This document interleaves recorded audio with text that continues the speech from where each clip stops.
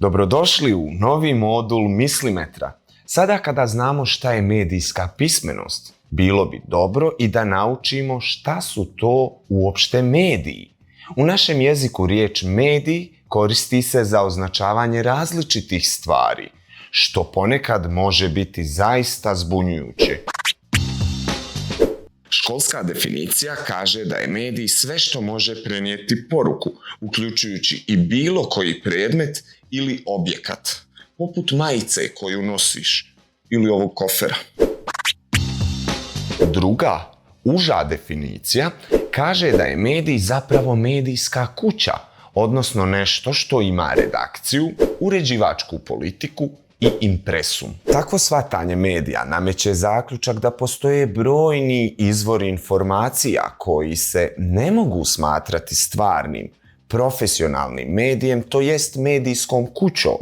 Recimo, mnoštvo ljudi za informisanje koristi društvene mreže, ali one same po sebi nisu mediji. Zato je za početak najbitnije znati gdje se informišemo, putem stvarnih medija ili nekih drugih izvora. Svi izvori informacija mogu biti kredibilni i nekredibilni, odnosno objavljivati i tačan i netačan sadržaj. Sve ovo poprilično zbunjujuće. Kada imamo mnoštvo informacija kao što je to slučaj sada, potrebno je znati kako ih najbolje organizirati kako bismo mogli izvući prave zaključke.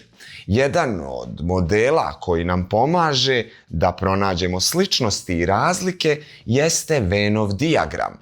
Možda ste mislili da se on koristi samo u matematici, ali njega možemo vidjeti svuda. Koristeći njega možemo da prepoznamo sličnosti i razlike u bilo kojoj temi koju odaberemo. Na ovom primjeru teme o izvorima informacija možemo recimo tražiti sličnosti i razlike stvarnih medijskih kuća i